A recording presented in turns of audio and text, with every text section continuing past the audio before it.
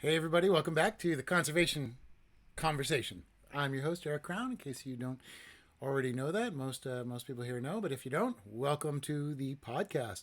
This is episode 20, and this is a very monumental episode. This is incredible. Today, we get to talk about environmental inequality. And it's perfect because today is Martin Luther King Day. So what I'm going to do is actually going to just start a live video on Facebook so that our Facebook friends can join and visit. And now we're going to get everybody in.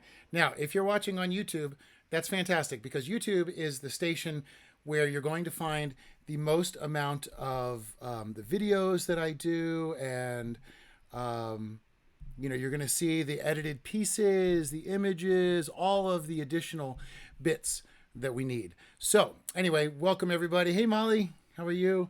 Happy 2020. And I'm glad to see everybody today. I know it's challenging on a Monday.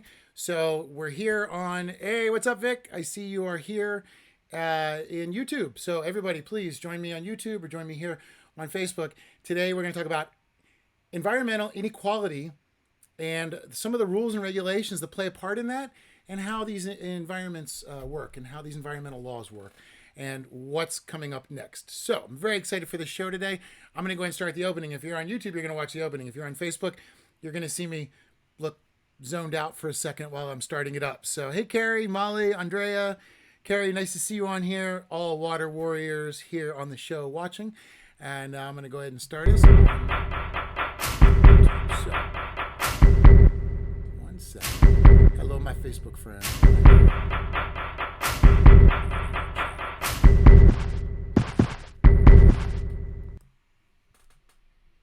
Okay, there we go. So, all right, welcome back, everybody. Hey, Colleen, Sherry, and Vic, all on the YouTube chat. I really appreciate you guys being on there. I know it's been a bit of an adjustment for everybody to make it over. And hey, everybody on Facebook, you'll find a link on my Facebook page. Remember, on Facebook, the show was banned. So if you want to watch the whole show, you got to go to YouTube. Anyway, I just wanted to say, hey, everybody, here we are. It's Martin Luther King Day, and in honor of such, I wanted to talk about the fact that environment is disproportionately placed out, just like economy. Hey, Tony, thanks for joining. So we're going to talk about that a little bit today. And the quote I wanted to use today is Martin Luther King Jr. in honor of Martin Luther King Jr. Day, which is today. And what he said is, it really boils down to this, that all life is interrelated. We are all caught in an inescapable network of mutuality, tied into a single garment of destiny. Whatever affects one destiny affects all indirectly.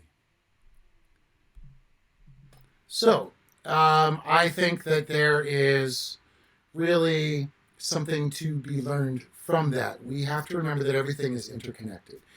And the problem is, very often when you talk about pollution, you talk about it and we talk about it in a very compacted way that doesn't always affect our immediate world. So, for example, I've seen I've seen a couple articles recently about how China is going to reject or trash Kuala Lumpur. I believe Malaysia said no more. Actually, China banned single-use plastics, which means, for those that want to keep score, China's actually ahead of us. So there we go. But we always hear that the plastic pollution problem comes from these other countries, what we consider to be third world countries, or what we consider to be poverty countries, which, again, that's not a very good term because we have such a big problem. Hey, Carrie switched over to YouTube. Thank you, Carrie. We have such a big problem with pollution. And I want to start with, we're going to talk about water pollution, air pollution, but here's the gist of it is quite simply this. Factories and companies are often given subsidies to move into areas where there are more socially and economically challenged areas. So, generally they'll go way out in the middle of nowhere, and people live there, But the problem is the companies then dump into rivers, and even if they are far away, they're still on the river. And this is how every single city works in America. The companies dump into the riverways, and then the riverways carry that toxicity down. Then the towns pull from the river, same rivers. So no matter where you live or what environment you're on, they are polluting you. And this is a very important topic as we're coming into 2020. So, hey, Alina, thanks for joining us today.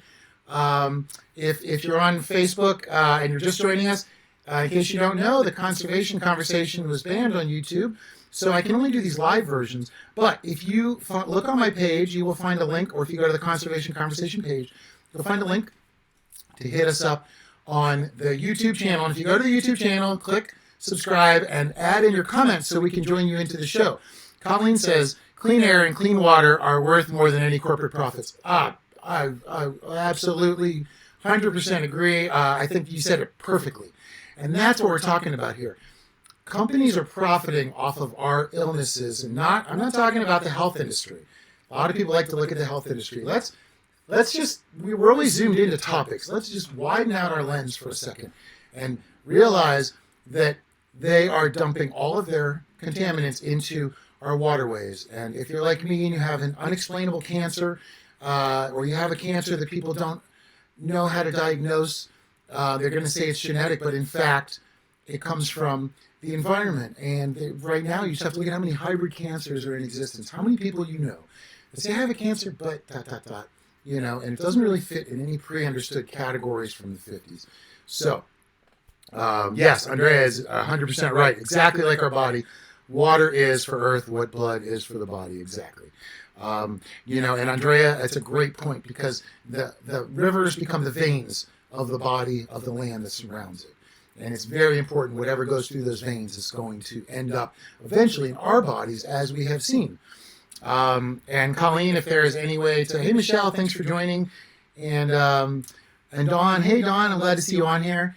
And we can, hey, what's up? Hey, Mitch, good to see you on here today. Lots of good water activists today. And I wanted to ask Colleen, too, if she has any information for us about some water testing and good access to water testing. What I wanted to start off by, I found this crazy percentage, and if you're watching here on Facebook, you're not going to see it. It's only on the YouTube link. But air pollution, in the World Health Organization, they estimated 7 million deaths globally in 2016 by air pollution. And it says air pollution is caused by harmful particulates and gases released into the air. It leads to premature death from heart disease, stroke, and cancer, as well as acute lower respiratory infections. Indoor and outdoor ambient air pollution caused an estimated 7 million deaths in 2016, according to the World Health Organization. So that is a lot of preventable death. That's a lot of preventable death. Now what it doesn't tell us is how many were children. How many children were born with cancer or birth defects, according to all of this as well. Hey, Athena, thanks for joining in today.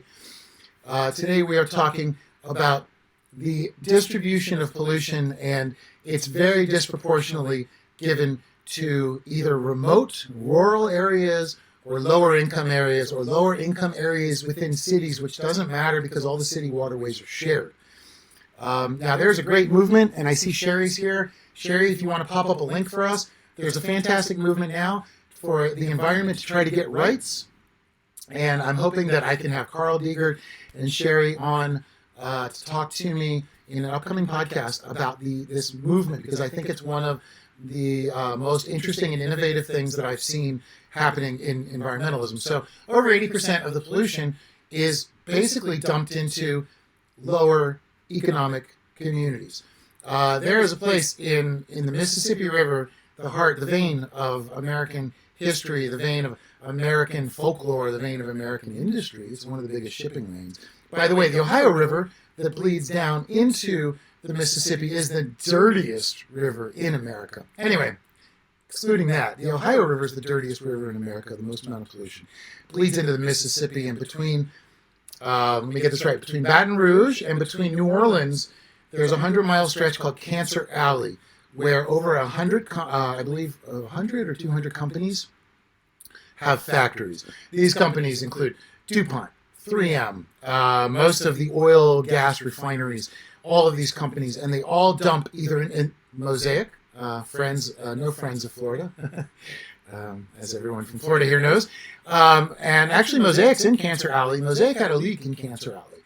And Mosaic was told by the new EPA, which, as we discussed in a previous podcast, the new EPA has basically been gutted and neutered, and I think like somebody's now wearing its skin. It's pretty disgusting. We don't know what's happening with EPA. Basically, yeah, we just have to watch out for them now. What the EPA told them was, because the stuff was leaking into the water, which everyone gets their water from. By the way, people that live on Cancer Alley have 6,000 times the national average for cancer and birth defect rates. So it's not a made-up thing. So what they told Mosaic was, in Cancer Alley, if you just shoot this stuff into the air, it'll dissolve into the air and oxidate and dissipate. So this is how they're getting rid of toxic chemicals in Cancer Alley in Louisiana. Now, Weekend says, Northeast unincorporated Polk County now has fracked gas compressor station. Oh my gosh.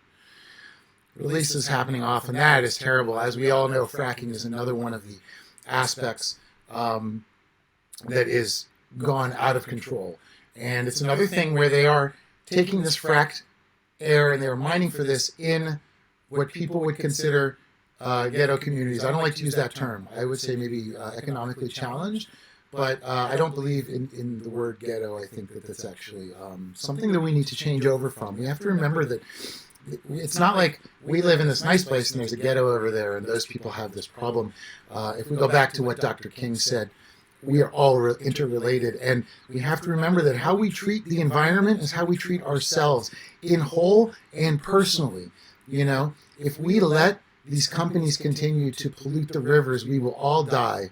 We will all have a cancer. All of our families will suffer a fate of this. It's really important. And you have to remember, the Ohio and the Mississippi comes down. And then you got to remember from the other side, you've got all the Florida fracking, mining, and other stuff going in to the Gulf. And so with the Mississippi and Florida both going into the Gulf, and I believe there's one more river tribune that comes down, all of them extremely polluted, and all the mining in the Gulf and all the gas and all the oil in there, the Gulf is now the largest dead zone. So, we have to talk about this because, think about it, we can stop this. This is something we can stop. Hey, Glenn, good to see you here. Sherry, yes, thank you, Sherry, the Mississippi.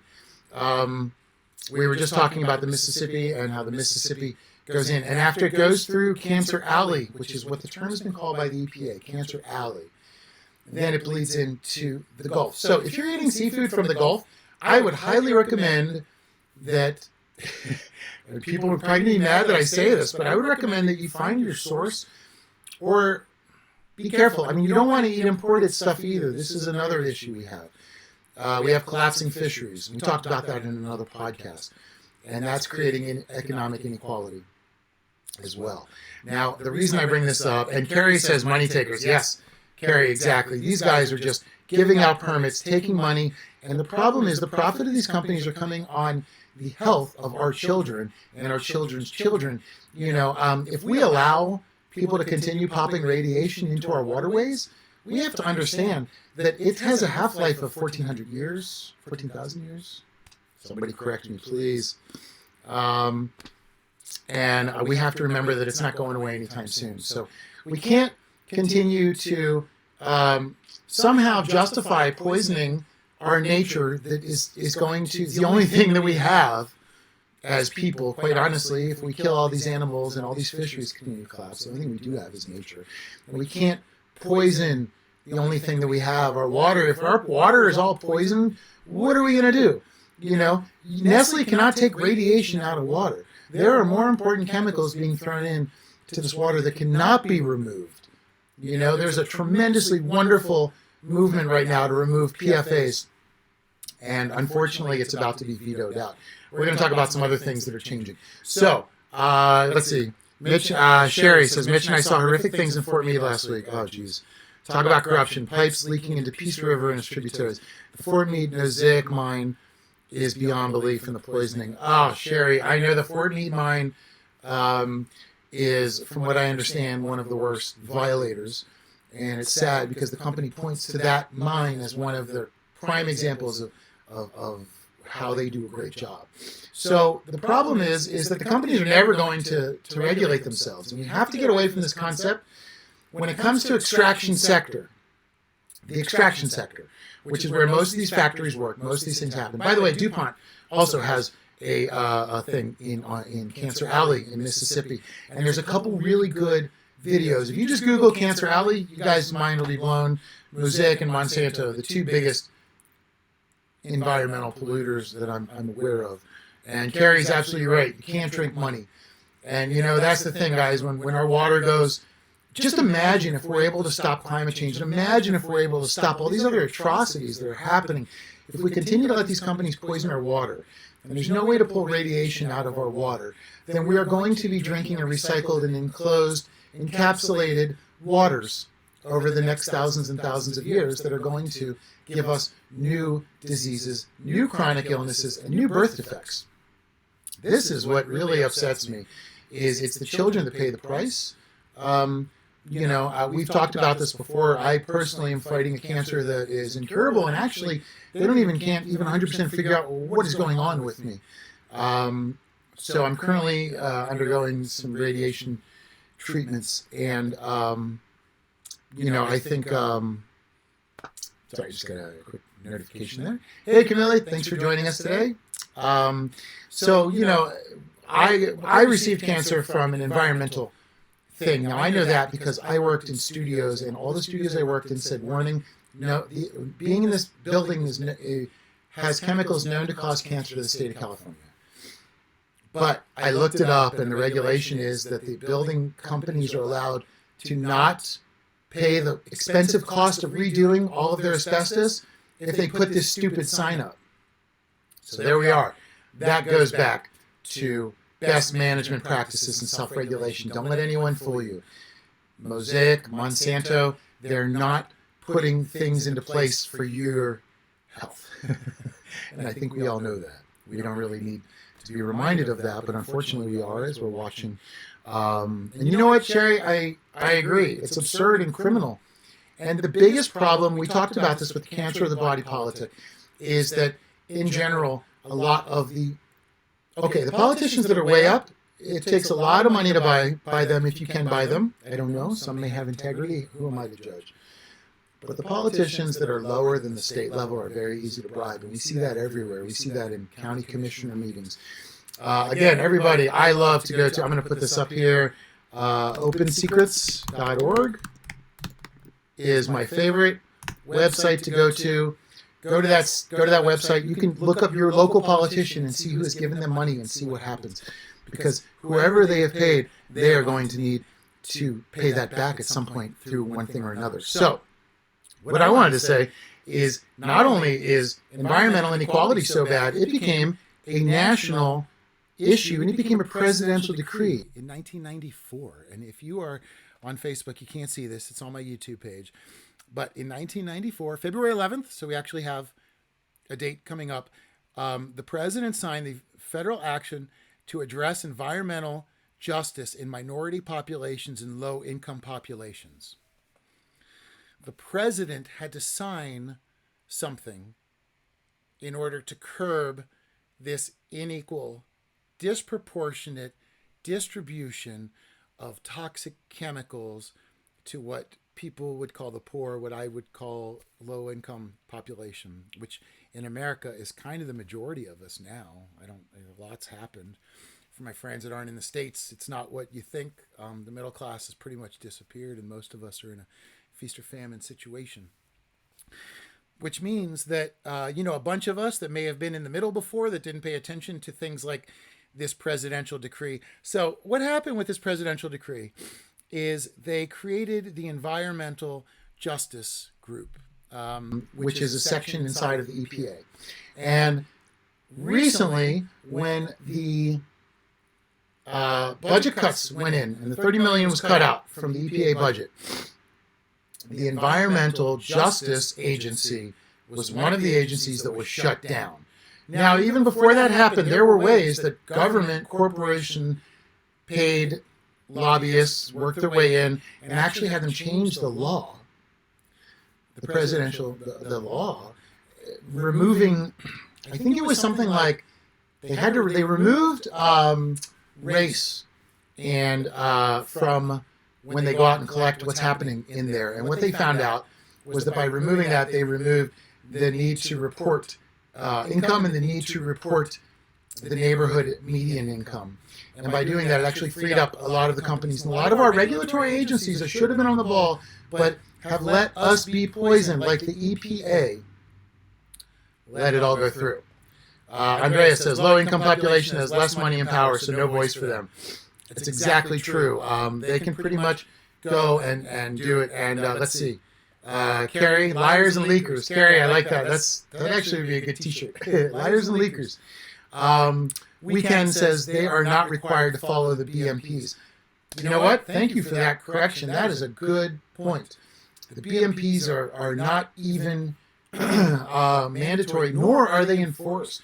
And the few areas where they were enforced have all been rolled back. So for everybody that, thinks it's happening to somebody else, please remember it's happening to you and to me. It's happening to all of us. As these things get rolled back, we are finding a dangerous amount of more leaks that are coming out from these companies. And the thing is, you can't prevent it. It's part of every company. And every company, when they submit to the state generally, has an emergency plan. As we learned with the big explosion in the Gulf, that particular company, their plan was something that was like copied and pasted and submitted in 20, 30 years ago. So they actually had no emergency plan. So, what we're finding too is that when you find this neglect, you're finding that they're putting their workers at risk, and they're putting all of us at risk. So, as a matter of fact, that presidential decree had to be signed. So, it's not that anybody's making this up. If you live in a poorer neighborhood, chances are companies are leaking into you. Now, we saw this a lot. When I was in the Philippines, I was in Manila. And Manila itself is not exactly what I would say is like a very nice, it's a really crowded city. I don't know. If you're from Manila and you like it, I apologize. My experience there was that it was insanely crowded. And there was guys with submachine guns on every street corner, police like in masks and machine guns. So, but when you were there, you found roads and freeways. And if you can imagine, they have a thing called the Skyway, which is a freeway on top of the freeway. So the air pollution, insane there. Hey, Susan, thanks for joining. And the other Susan, thanks for joining. We have two Susans that have joined. And if you guys don't know each other, Susan, I'd like to introduce you to Susan. Thank you guys both for being here. So we're talking about Manila, and the main area is fine or whatever, but the poorer neighborhoods tend to have the gutters that run through and all the trash that goes through the waterways. And if you haven't watched my video on it, you can go to my channel and check it out, and you can get an idea of the amount of plastic pollution. Now, majority of that also is coming from America, and we would actually send our plastics over there. The government would accept them and then just dump them into these poor neighborhoods. And if you watch the opening of the show, opening as well, you'll see there's a shot in there of a child who is swimming amongst all the trash. And he's actually trying to swim, do a backstroke, and all the trash is coming up and getting in his face and choking him. So we have to remember, and I want to take away race and I want to take away economics as the factor, but I want everybody to focus on these children, because I watched 9 children play in this water that was filled with bacteria and trash and probably dysentery and who knows what. And nobody was there to stop it or to regulate it. And Coralie, yes, thank you, Coralie. You remember that video. And that's just because the Philippines, they just do it out in the open. We are doing it secretly. Our companies are putting in chemicals and pollutants into the air and into the waters that we can't see. So, what are PFAS? So most people don't even know. They don't even think about it because you can't talk about it or see it. Not that the blue-green algae is not important, because we're learning that it's also creating air toxins, BMAAs, that are traveling far inland and creating neurological diseases. But It's the ones that you can't see also that are killing us, and they're not only killing us, but they're killing future generations. As humans, we've always been advancing every year.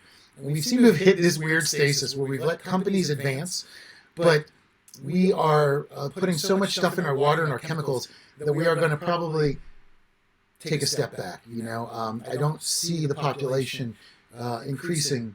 We find there's actually more jobs that are in these kinds of tough environments that expose people to chemicals without any kind of reparation or any kind of security program afterwards. There was a mine, and this is true in mining, and what they did is they will give the guys dosimeter badges. And if you're not familiar with a dosimeter badge, hey Jackie, thanks for joining. Dosimeter badge is, it reflects radiation. I've had to wear them in some of the places I've worked. And when the dosimeter badge fills up, you're at toxic level. Well, what these mines do is they hire, instead of hiring people, remember, mining is a culture. It's not just an industry, and I'm not here to disparage miners or families of miners or people that work at mines. I'm here to disparage the companies that own them, because this is messed up. What they do is they give them dosimeters, and they say, okay, when your dosimeter's filled up, you're fired. So they're temporary hire. So where are they going to go, right? Now, if you add that into, say, an overburdened healthcare system, we have to remember that this idea of best management practices, this idea of self-regulation that these companies are supposed to be doing, are allowing them to excessively pollute our waterways, get our children sick, give chronic illness, give birth defects, and then give them no way to deal with that. Now, I can tell you guys, I work in conservation and documentary, and that's two fields that, are basically volunteer, okay? And I battle cancer. And let me just tell you right now that it is very expensive to have a chronic illness in this country. We're going to do a podcast on that because that's something that angers me a lot. And I think all of us, probably no matter who you are, have been through the medical system in the U.S. and have seen how insanely absurd it is, and how many people die because of the system itself not being able to get help. PMP is poor management practices. Yes, and I love it because we says we the people are pissed off. And I love that expression because I think that's where we're reaching. Because look, all of this polluting is causing everybody to get sick. And this is going to cause generations of sicknesses because, again, radiation, remember, PFAS are forever chemicals. If there is a PFAS in your water supply, and if you Google PFAS water supply, you'll find that it's been found recently all through California. It's all through Florida. It's a chemical that is especially from DuPont. If you haven't watched The Devil We Know, please check that documentary out. It's incredible, and it illustrates this exact issue right here. The lower economic communities are the ones being poisoned with the permission of our government for the profit of a very few. And this bypasses your political belief. This, again, we're going to come back into this is 2020. This is the rise. This is to me, it's been fascinating to see, but I feel like we are watching the slow dismantling of the parties and the slow growth of the people. Because the people have more voice now. We have the internet. We have ways to vote. We have ways to mobilize. If you're not familiar with gerrymandering, we'll talk about that as well. But politicians have found ways to fight back against our ways to organize by gerrymandering. Gerrymandering is basically a closed-door session where they decide what areas are going to be split up amongst which divisions and which districts, which shift voting power. So that's another thing. So I just wanted to share that with you guys because it's another important aspect. But again, this is all being done we're being poisoned by our body politics. So, hey Denise, thanks for joining. Hey Tanya, thanks for joining.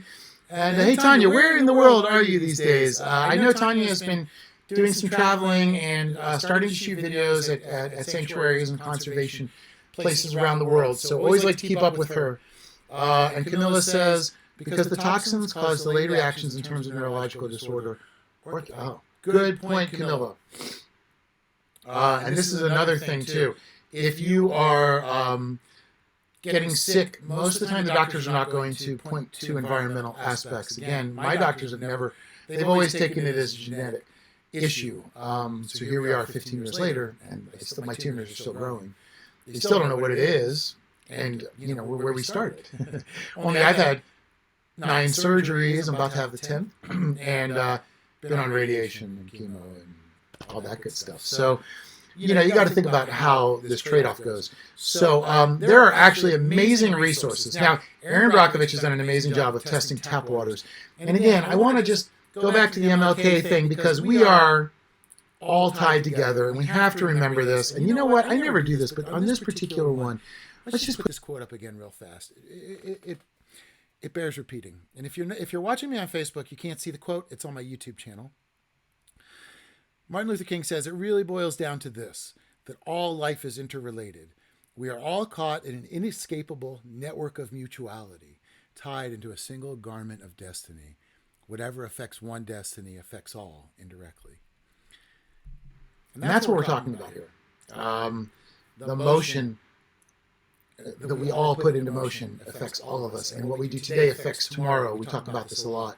In generations, you know, remember we talked about the Iroquois think 7 generations ahead. So we need to remove our immediate gratification microwave thinking, you know. Oh, my idea is going to be done in 15 seconds. That was fast. You know, we got to spend a little bit more time on this stuff. And really take a look at the long-term and the 7-generation concept. Tanya in Denmark. Okay, fantastic. 40220. Sweet. Well, Tanya, please keep coming into the show. Keep us updated on your adventures. And thank you. You know, it's even more important. This is a topic that I'm excited to talk to everybody about today, because this is what we're talking about here. We're talking about the changes in all the economies.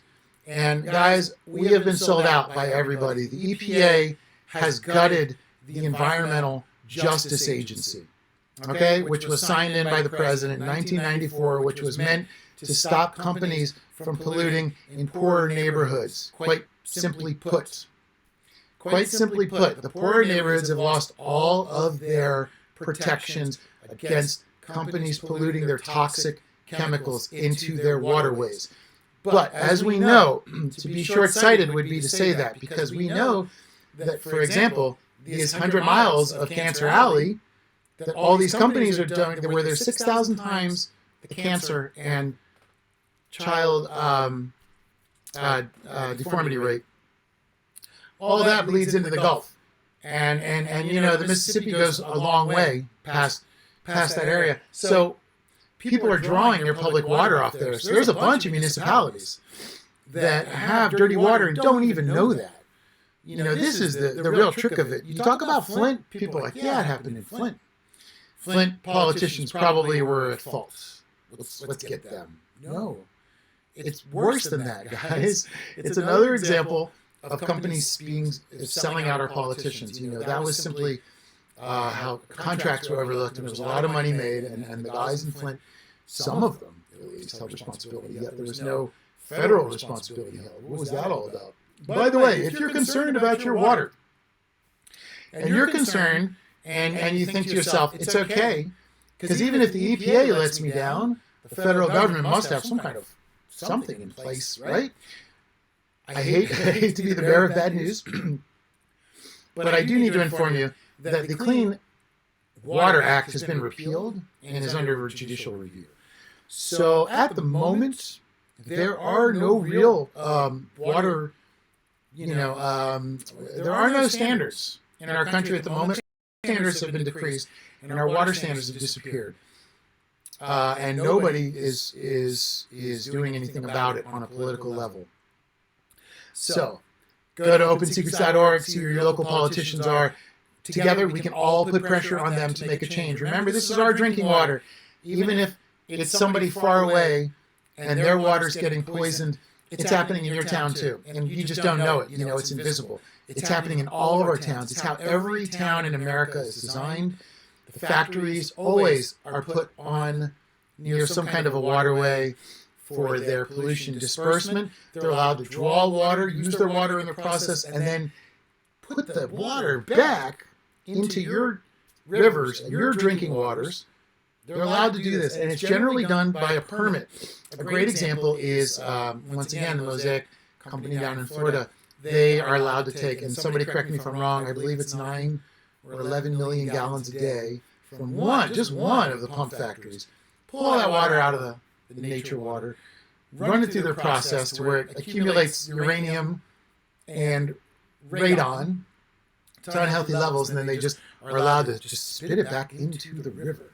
So remember, your municipal water comes from a river or a body of water, and that body of water, if you're in America, it's being polluted by a corporation. You just don't know which one. Now, there is an economic disparity in all of this, and this is where environmental inequality comes into play. The people that generally run these companies live far inland from the water or in different bodies of water. None of them will live where they pollute. You know the old expression, not to where you sleep. I hear like a billion varieties of that. That's what they do, but they make us pay for it. So there are ways to fight back, and that's what I really wanted to focus on today. Because look, this is how they've done it. But we all know, we all have a new consciousness. We all know that things are changing, and we have more power than ever. And Sherry says the effort is part of growing rights of nature movement to allow people to sue polluters on behalf of the environment. That is one of the most important things we can do right now, because if everyone needs to also remember that an absurd thing happened in our country a few years ago where corporations were given the same rights as people, which allows them to sue people like me. Say, you guys are doing bad things. And it allows them to sue if they don't get their way. It basically deregulated everything in a horrible way. And it opened up all of our environmental systems to it. Now, again, remember, the head of the EPA has been the one that's wanted to open up the lands for drilling and to, allow them to shoot the hibernating bears, the bear population. So I'm a big, big fan of the rights of nature movement. And I think it's very important because we do have to remember we are all interrelated. The other thing to consider when you think about the connection of it all, for example, in the Philippines, we were talking about Manila. When I was, Birdhair Set, we'll go over that in a second. When I was in Manila, I went to very remote islands, and big corporations were coming in and fishing out them, and then the fisheries were collapsing. And the local villagers were starving because they didn't have enough fish to feed their village. The group I was working with, which was called Earth Race Conservation, went in and actually shut down these illegal operations. We boarded the boats and gave the tribes the ability to take legal action against these. For example, we took down a 15-ship fleet one night in the Philippines. And they were stealing all the fish from this very small village. So what happens is you're out in the country and suddenly food becomes hard to find. Same thing happened in the Amazon. All the loggers are killing all the animals, and the people that live in these indigenous and very deep areas no longer have access to what they need to survive. So what will happen is eventually those people all move into the city due to food insecurity. And once you have that happen, then you have cities explode with population. So when we talk about overpopulation, we have to remember that it's not always just means that everyone's getting action and we have more kids than ever. We have to remember that city populations change due to food insecurity, and which is, if we bring it back to where we started, environmental inequality. So there's a lot to talk about. The Birdhair Set, which has been brought up here, as Mitch brings up, the Birdhair Set is an act that allows a landowner the rights to sue if they are not allowed to exploit their land in the manner in which they want to for the potential for which it's worth. And please, Mitch, correct me if I said that incorrectly. What that means is that these mining companies, if they want a permit and they want to open a mine, if the town says no, they have the legal right to sue them for as much money as they think they would have made from that mine, which puts these small little local community governments in being threatened with $60, $70, $80 million lawsuits they cannot afford. So it is a way of bullying. And the problem is it's legal. The problem is not the occasional issue like we think with Flint, right? It's not the occasional issue. The problem is the system itself. And the problem is the way it runs. And the problem is cancer of the body politic, like we talked about before. These people that are supposed to be helping us, like EPA, are selling us out to these corporations, and your children are getting sick. And we see an increase in chronic illness, and we see an increase in birth defects, and we see an increase in all kinds of issues stemming from the water issue. And the water issue is quite simply that these governments that are giving the permits and are supposed to be watching and watchdogging are actually selling everything to the companies, giving them the keys to the store, and we are all left to pay the bill. So this is not going to work. And 2020 is our year to change this. And again, I don't care what your politics are. Vote for water. Go to opensecrets.org. Make sure your politician isn't going to be voting for polluters. And we need to get away from the idea of thinking of companies and this and that and politicians. And this is my guy that I like because he said this one day 9 years ago. Listen, all we have to talk about are polluters. Is this company a polluter or not? Have they taken steps to combat their pollution? You know, not every company is going to stop pollution, but some of them are trying to curb it.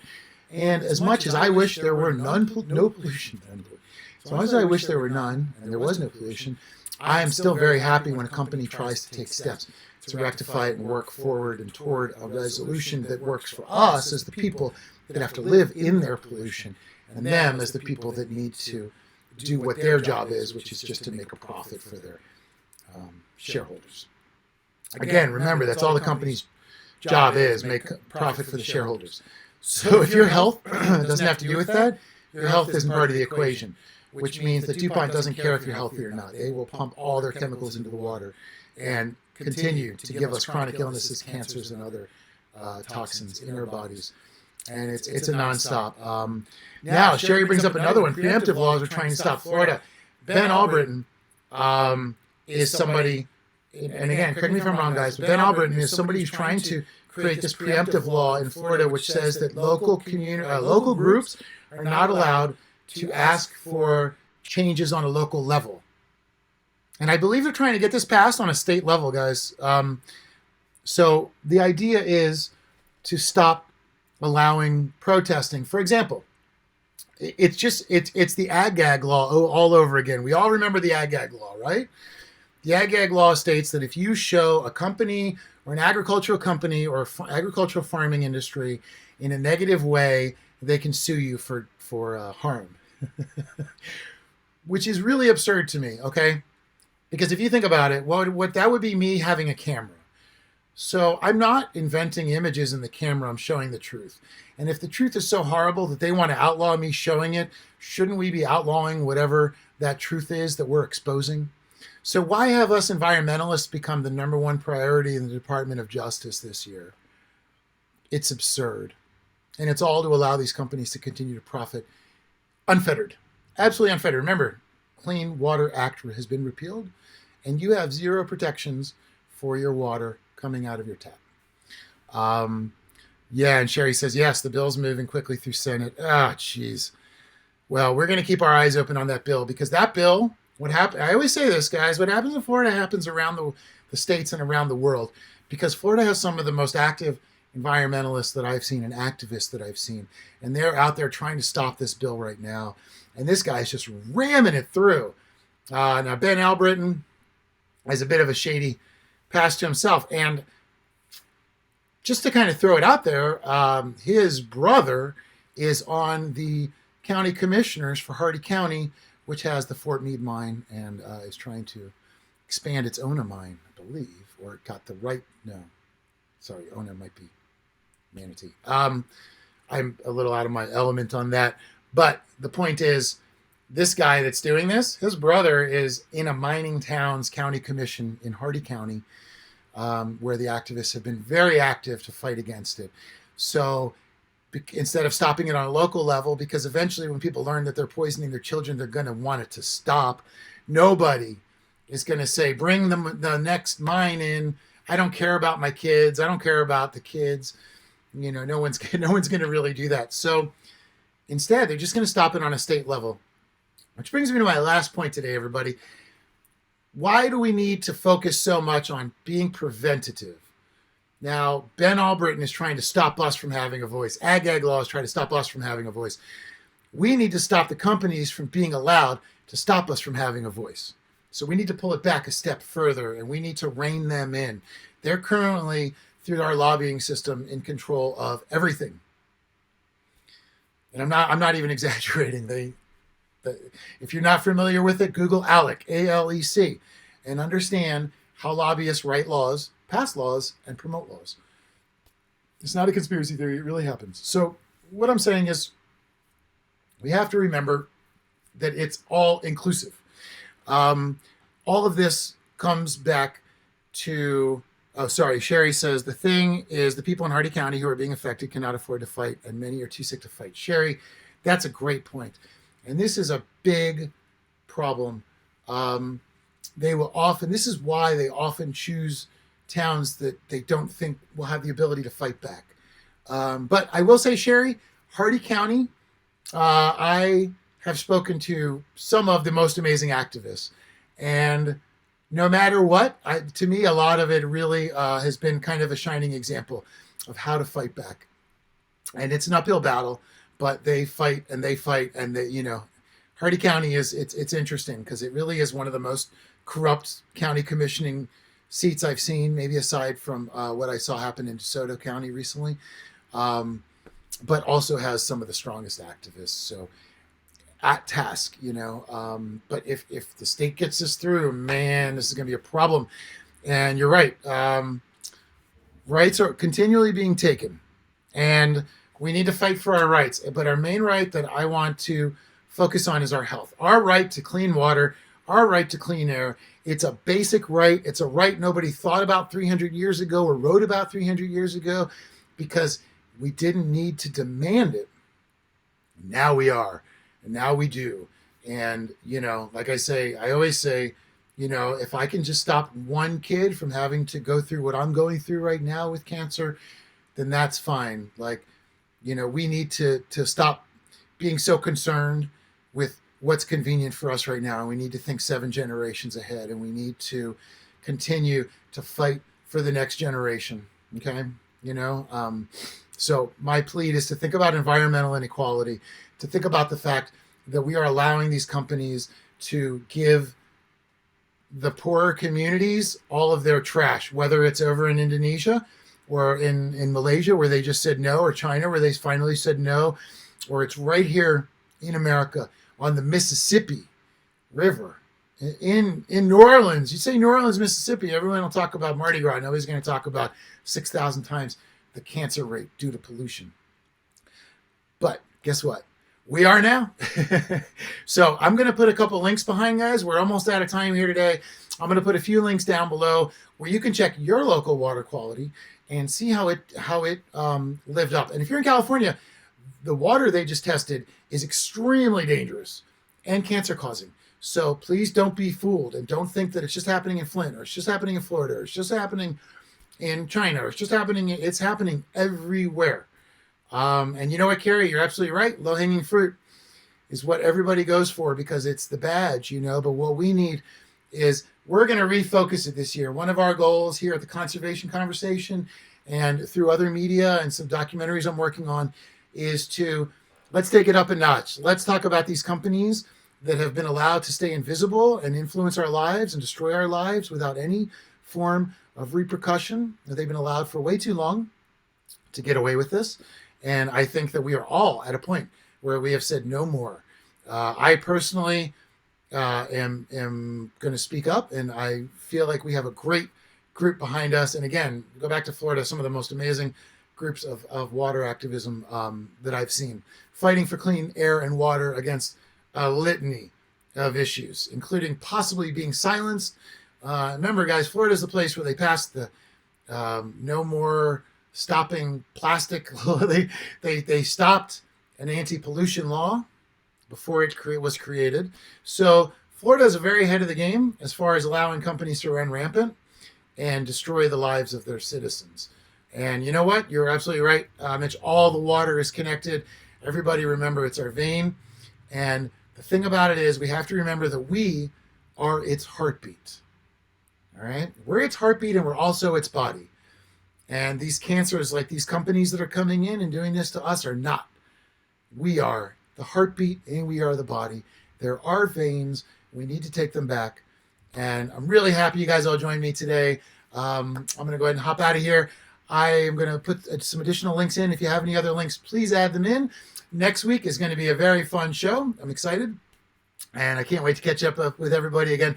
Thanks for joining me on Monday. It's been an amazing podcast. I love all the comments and the feedback you guys have had. Once again, an incredible conversation. And that's how we change our future.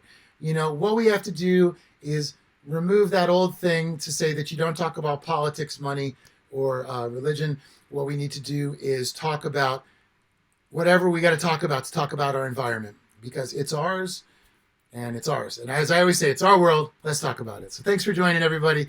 Thanks for being here. And I can't wait to see you next week.